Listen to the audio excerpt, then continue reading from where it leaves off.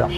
Exact ఈ 5 వచనంలో ఒక సాక్ష్యం చెప్తాను. నిన్నే ఒక ప్రేయర్ మీటింగ్కి వెళ్ళాను. నిన్నే ఒరిస్సా ప్రేయర్ మీటింగ్ అయిన తర్వాత వాళ్ళు ఒక ఆటో తీసుకొచ్చారు, కొత్త ఆటో.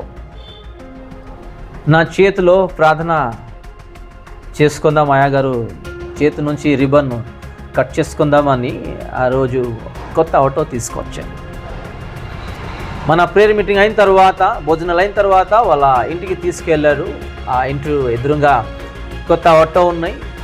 అయ్యా దయచేసి మా ఆటోకి ప్రార్థన చేయండి, రిబన్ కట్ చేయండి అని నాకు ఆ బాధ్యత ఇస్తే ప్రార్థన చేశాను. చక్కగా వాళ్ళ గురించి ప్రార్థన చేసి 2 మాట చెప్పాను. ఈరోజు మీకు దేవుడు కొత్త ఆటో ఇచ్చారు. మీరు సంతోషంగా జీవించాలి. యేసుక్రీస్తుని మీరు వదలకుండా ప్రతిరోజు ప్రార్థనలో జీవించండి. ఆదివారం చర్చికి వెళ్ళండి, అలాగే వాక్యం చదువుకోండి, మన లోపల ఏమున్నది సరి చేసుకోండి, లేకపోతే వచ్చే దినంలో మీకు పరీక్ష వస్తుంది అని నేను ఒక మాట చెప్పేసి నేనే మళ్ళీ హైదరాబాద్ రిటర్న్ వచ్చేస్తాను. కొన్ని నెలల తర్వాత చెల్లెమ్మ నాకు ఫోన్ చేస్తాను, కంటిన్యూస్గా ఫోన్ చేస్తాను ఉన్నాయి. నేను ఇంటికి వెళ్ళిన తర్వాత ఫోన్ మిస్ కాల్ చూస్తూ కాల్ చేస్తాను. అమ్మ ఏమైంది, ఎలా ఉన్నారు, ఏంటి అంటే చెల్లమ్మ ఏడుస్తున్నారు. పాస్టర్ గారు చాలా బాధాకరంగా ఉన్నాము. ఏమైంది అమ్మ? నా భర్త ఫోన్ చేసి అంటున్నారు నాకు వదిలేశారు, మీరు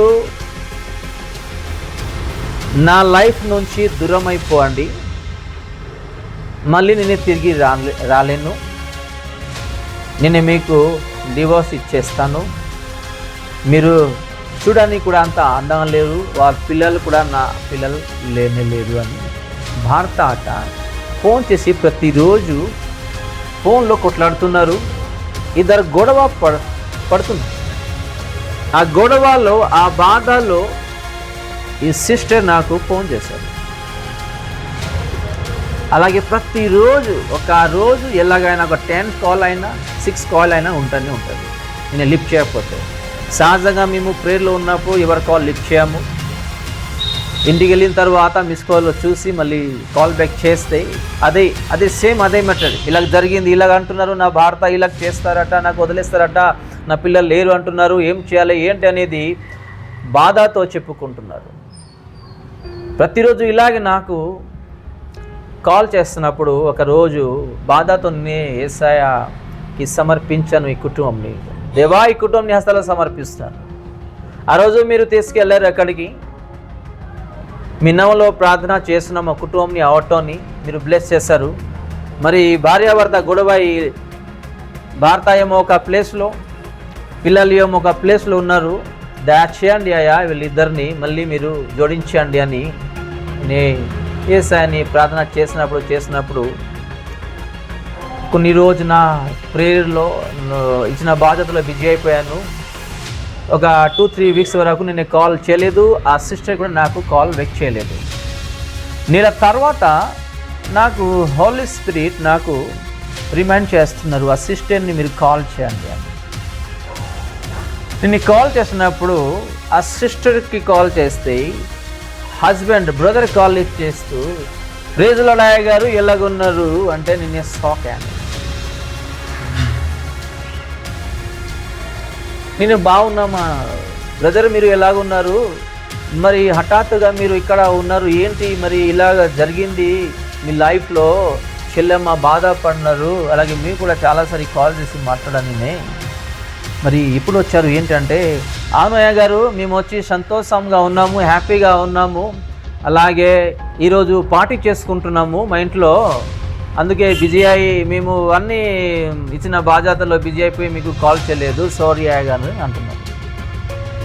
అంటే చూడండి ఇక్కడ ఒక అంటే నవ్విద్ది విషయం ఏంటంటే, బాధ ఉన్నప్పుడు యేసుక్రీస్తు కావాలి, ప్రార్థన కావాలి. ఎవరిని? చెల్లి అమ్మ. భర్త ఏమో ఇడిసిపెట్టి వెళ్ళిపోయారు, వాళ్ళ ఊర్లో భర్త ఉన్నారు, సిస్టర్ వాళ్ళ ఊర్లో సిస్టర్ ఉన్నారు. ప్రార్థన చేసిన తర్వాత దేవుడు మన ప్రార్థనని ఆ కుటుంబాన్ని మళ్ళీ కల్పించారు. మళ్ళీ కల్పించిన తర్వాత కనీసం ఫోన్ అయినా చేయలే కదా, ఇలా దేవుడు మాకు ఆశీర్వదించారు, ఇప్పుడు కలిసి ఉన్నాము, మంచిగానే ఉన్నాము, అయ్యగారు మీరు మా కోసం ప్రార్థన చేయండి, ఈ విషయం తెలియజేయడానికి ఫోన్ చేశాను, ఒక కాల్ అయినా చేయాలి కదా, ఏం లేదు. చూడండి, అంటే ఈ 5 వచనంలో దేవుడు ఏమంటున్నాడంటే, నీ కన్నీళ్ళని చూస్తాను, నీ ప్రార్థన విన్నాను, మీరు ఏం చేస్తారు, 3 దినాలట వెళ్ళి మందిరంకి వెళ్ళి నా గురించి జీవించండి, నేను చేసిన కార్యాలని మీరు జ్ఞాపకం చేసుకోవాలి. దేవుడు ఒక చిన్న మాట అంటున్నారు. ఈరోజు విశ్వాసులు కూడా అలాగే బాగా పడిపోయిన తర్వాత మందిరం నుంచి దూరం అయిపోతున్నారు, ప్రార్థన నుంచి దూరం అయిపోతున్నారు, పరలోకం నుంచి దూరం అయిపోతున్నారు. అవును కదా? అలాగే వాక్యం చదవడం మానేస్తున్నారు. 6th చూద్దాం, ఇక్కడ ఏం రాయబడి ఉన్నాయి. ఇంకా 15 సంవత్సరముల ఆయుష్యము నీకు ఇచ్చేదను, మరియు నా నిమిత్తమును నా సేవకుడైన దావీదు నిమిత్తమును ఈ పట్టణమును నేను కాపాడుచు నిన్నును ఈ పట్టణమును అశ్షూరు రాజు చేతిలో పడకుండా నేను విడిపించేదను. హల్లెలూయా. హల్లెలూయా. ఎన్ని సంవత్సరం అట మళ్ళీ లైఫ్ ఇస్తానన్నారు దేవుడు? 15 సంవత్సరం. హల్లెలూయా.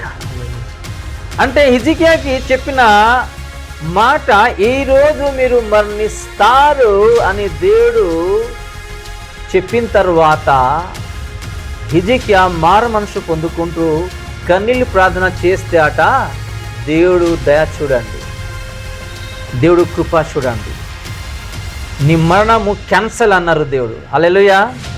ఈరోజు నీ మరణము క్యాన్సల్, మీకు 15 సంవత్సరం వరకు మళ్ళీ లైఫ్ ఇస్తాను అని దేవుడు ఇక్కడ అంటున్నారు. హల్లెలూయా.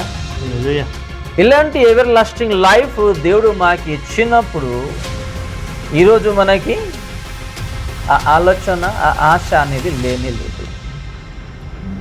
లోకానుసారంగానే జీవిస్తూ ఉంటాం. యేసయ్య అంటారు, రాండి నా దగ్గరికి, మీ కుటుంబాన్ని కాపాడుతున్నాయా, మీ రోగాల్ని బాగు చేస్తున్నాయా, మీ కుటుంబాన్ని మంచిగా చక్కగా చూసుకుంటున్నాయా, మీ కుటుంబాన్ని శాంతి సమాధానం ఇస్తున్నాయా, మీ పిల్లల్ని బాగు చేస్తున్నాయా, రాండి అంటే ఈరోజు ఎవరాదు. వాళ్ళకి టీవీ కావాలి, క్రికెట్ కావాలి, సినిమా కావాలి, సీరియల్ కావాలి, మొబైల్ కావాలి, మంచి తిండి కావాలి, ఇంకా ఏం కావాలి, ఈ లోకం కావాలి. ఒక మనిషి ఈ లోకంలో ఎన్ని సంవత్సరం ఉంటారు? వాక్యానుసారంగా 70 అయినా 80 అయినా, అంతే కదా? బలం ఉన్నప్పుడు 70 అయినా 80 అయినా, ఆ లైఫ్ కూడా గ్యారంటీ లేని లేదు. 30 అయినా 20 అయినా 40 అయినా ఇప్పుడనే మేము మరణిస్తున్నాం. కానీ దేవుడు మాకి స్వాస్థ్యకలం జీవితం అంటే ఎవర్ లాస్టింగ్ లైఫ్ ఇస్తా అన్నప్పుడు ఈరోజు మన ఆలోచన అక్కడ లేదు, మన మనసు అక్కడ లేదు, మన నమ్మకం అక్కడ లేదు. మన నమ్మకం ఎక్కడ ఉన్నాయట? లోకం. ఇక్కడ దేవుడు ఏమంటున్నాడంటే, మీకు మళ్ళీ సుస్థ ఇస్తాను, మళ్ళీ 15 సంవత్సరం మళ్ళీ ఇంక్రీజ్ చేస్తాను నేను. మీరు 3 దినాలు నా మందిరంకి రండి. ఈరోజు బాగుపడిపోయిన తర్వాత విశ్వాసీలు కుటుంబంలో కనపడలేదు, చర్చిలో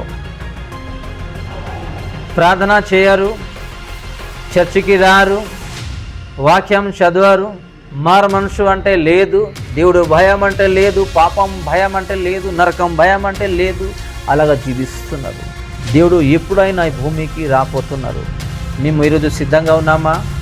మేము ప్రార్థనలో జీవిస్తున్నామా? వాక్యంలో జీవిస్తున్నామా? దేవుడు ఎదురు చూస్తున్నామా? లేకపోతే ఇంకా ఎవరు ఎదురులో ఈరోజు జీవిస్తున్నామా? ఒకసారి మన హృదయంని, మన ఆలోచనని ప్రశ్నించుదాం.